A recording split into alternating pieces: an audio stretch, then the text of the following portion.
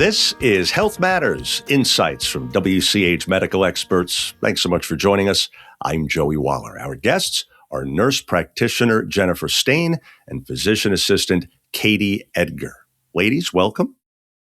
Thank you. Thank you. Great to have you aboard. Appreciate the time. First for you, Jen, as you all know, urgent care has become really more commonly used in recent years. So why the popularity, would you say? I think there's several reasons. The first is the speed of care. Obviously, lifestyles are busy and not everyone has time to schedule appointments or wait for a doctor's appointment. So it's a way for our patients to come in and be quickly evaluated and treated. I also think there's been, extended wait times in places like the emergency rooms. So for those patients that may not need emergent services, but urgent services, we have, the providers here and treatments available for them and avoid those long wait times. We also hear a lot about people being unable to get into their primary care providers easily. So I think that we're kind of a gap in between the two. And when people are sick, they're able to come be seen by a provider without the wait. And in terms of actual services, Katie, what are some of the main benefits of urgent care for patients? So as far as benefits, we're still providing the same care that you would get at an ER versus primary care, but benefits as in getting in to be seen. Of course, there's a benefit to that. If you can't wait, like Jen was mentioning, there are urgent matters that need to be addressed. And of course, we are addressing those in a timely manner without having to wait. Other benefits of utilizing urgent care besides time is financially. Of course, you don't want to be spending a ton of money to wait in the ER for something that we can take care of here in the urgent care. We're also pretty good with coordinating care with primary care doctors. So although you're getting into an urgent care, there's not that lack of communication. We're still able to discuss things and follow through with primary care, especially here with Wood County. We coordinate with the primary cares all the time. We have the same electronic record system, so everything is able to be seen by primary cares for follow-up. So your primary care doctor is still very much in the picture. Katie, what conditions are you seeing most right now as we tape this during the winter months when obviously certain conditions come to the forefront? Yeah, so we're kind of in a weird winter flu season right now, to be honest with you. Typically, we'll go through periods where we see heavy influenza A, maybe periods of heavy COVID, not all at the same time. Right now, we are seeing all of the above. We're seeing COVID, influenza A, influenza B, and a really solid mix of all of those, which is not typical, I would say, of like our flu seasons. But we're also still seeing other viral upper respiratory infections, viral GI bugs like the stomach flu, some strep, ear infection things as well. And you throw in the injuries as well. But it has been an interesting flu season for us because we're getting hit with all of the more contagious virulent viruses kind of all at once. And what do you mean in a nutshell by flu A versus B? So just two different subtypes of the same virus, just presents with different symptoms that we do. You start to see patterns of what presents with certain things. Influenza A, has the fever, cold symptoms, lasting between like 5 to 6 days, maybe. Influenza B, again, still a viral process. It is influenza, but lasting longer, sometimes like 7 to 10 days. Throw in some GI side effects with that too, some diarrhea and things like that. Gotcha. And Katie, how about people being able to tell the difference between the common cold, the flu, and where's that line where you know that it's time to see a professional like yourselves?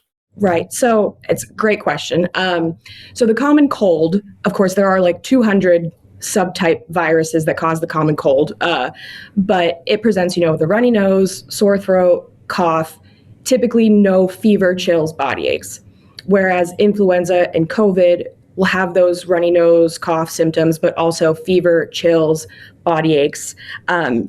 The biggest thing, of course, to know if you need a visit, right? So viral processes in and of themselves the treatment is just treating the symptoms, symptomatic treatment, conservative treatment, management, whereas things that need a visit for sure are things that require antibiotics. And sometimes you don't know when those things are. That's our job to let you know. But, strep, pneumonia, ear infections, those things require antibiotics. But again, you don't always know. So what we always say is, of course, we are always more than willing to see you. But things like if you have persistent or new symptoms, we would definitely recommend coming in, or anything that's, just bothersome. So an example I always like to talk about is mono. So infectious mononucleosis is another one that we do see from time to time, especially amongst the college kiddos. Once they get it, they spread it pretty quickly at those parties and things. But mono, although it is a viral process, right? So it's just symptomatic treatment like other viruses. It can cause complications. It causes a lot of swelling of the tonsils and things that do require, although not antibiotics, further treatment with some steroids and things like that, maybe monitoring. If you're an athlete, your spleen enlarges with mono. So a big education piece for 3 to 4 weeks, not any sort of intense physical exertion and things like that to prevent complications. So Jennifer, how about one thing that you wish patients knew before they come in for these upper respiratory symptoms? I think one of the most common misconceptions and assumptions that we see is if it's a virus or not, and which medications to take. 90% of the time, the patients we see are going to be viral in nature, and viruses last for a week to 10 days typically. And in that period of time, the symptom management is really important. And that can be initiated, on an outpatient basis. Over-the-counter cough and cold medicines nowadays are extremely effective. So initiating those to treat your symptoms is safe, as long as you're adhering to any restrictions per your personal health history. And bacterial infections set in after that time when there's a secondary complication or I don't want to call them a side effect, but a result of that infection, like a bacterial sinus infection, that comes after the fact. Bronchitis is not something you catch initially. It's a condition that is a result of the recent infection. So treating those viral symptoms is really important to prevent that inflammation. And that can definitely be initiated prior to us being seen. But we're happy a lot of people have questions about which medicines to take. I feel we spend a lot of time discussing which medications are safe and work the best. And I think that's a big part of our role is educating patients about what to do in these situations. The other thing I would say is the time of testing. We have a lot of patients come in very soon after symptoms that want testing for flu and COVID and strep. Those viral tests within that first 24-hour period aren't always 100% accurate because the viral load is very low. So although patients may test negative initially, their symptoms may change over that initial 3 to 4 day period.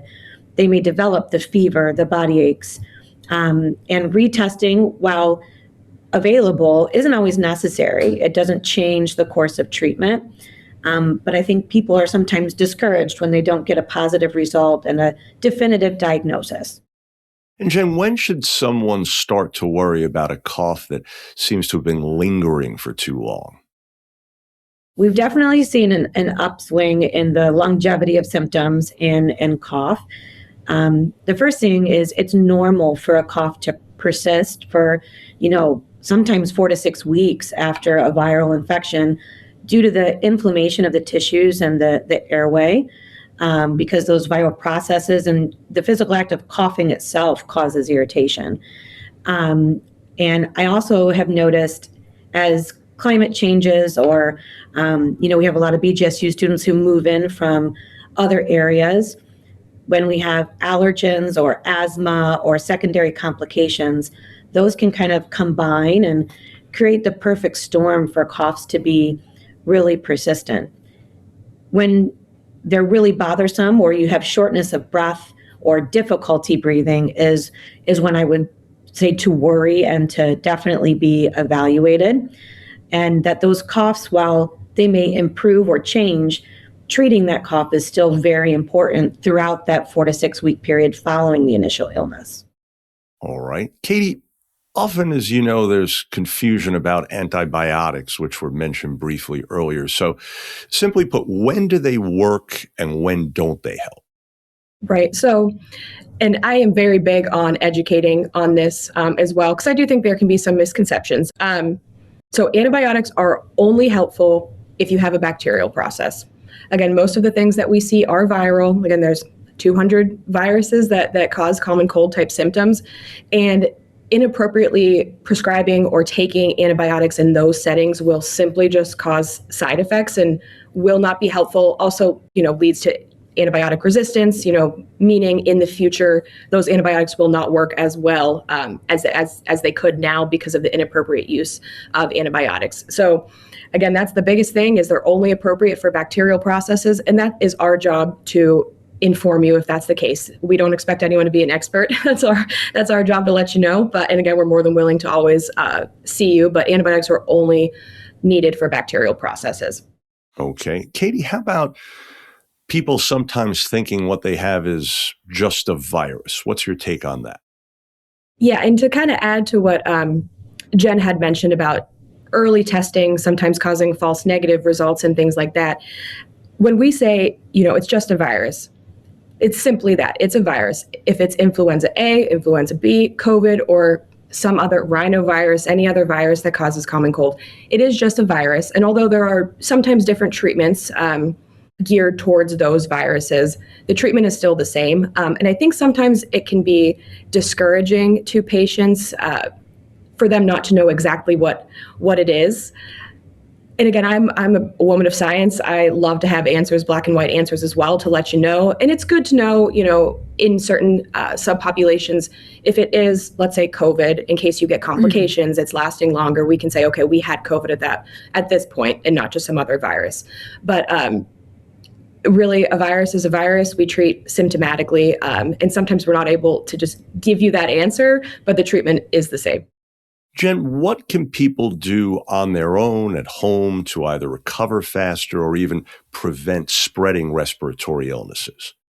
I think that's a really important question, especially, given the changes of I would say, kind of virulence and fear of viruses since, the pandemic. Still, number one, first and foremost, is when you're sick, you need to stay away from others. The CDC guidelines have changed. There's no more formal, you have to quarantine for 5 days. They want you to be without a fever for a full 24 hours, without the aid of Tylenol or ibuprofen to control it. And they want your symptoms to be on the upswing. They want you to be getting better, and they don't want you to be developing new symptoms. Once those guidelines are hit, it's appropriate to begin resuming activity with still being cognizant of, if you don't feel well, it's still a good idea to stay home. These viruses are spread via multiple different means, whether it's touch or droplet or airborne particles that can spread very quickly.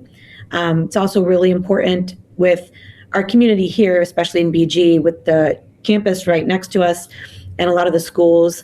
When kids are sick, it's important to keep them home. Kids are not as diligent about sharing their germs as adults are.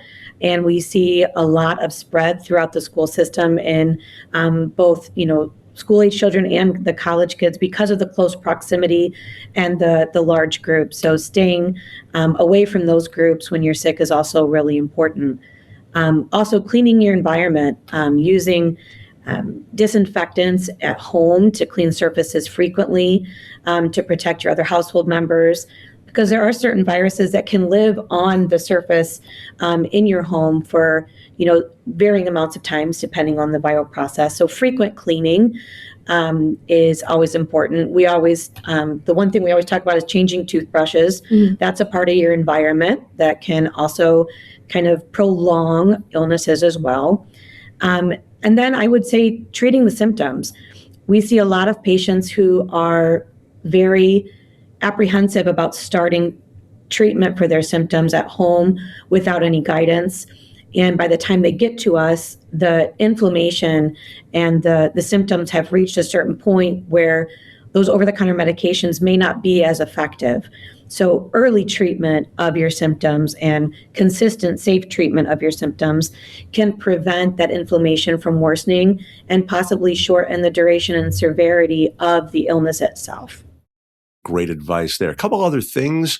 In summary, Katie, what do you most want people joining us to know about urgent care at Wood County Hospital? What are you most proud of?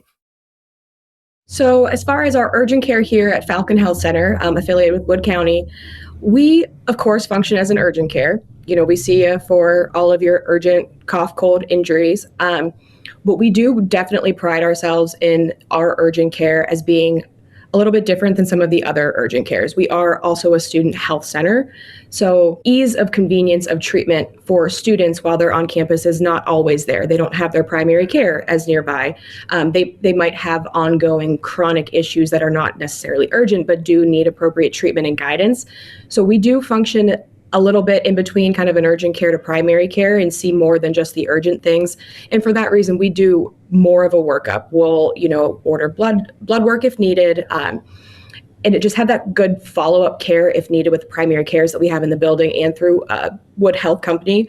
But also, we do pride ourselves on informing, the community. We are also here for the community and the students, not just the students. So we help the community of Bowling Green and outside areas as much as possible.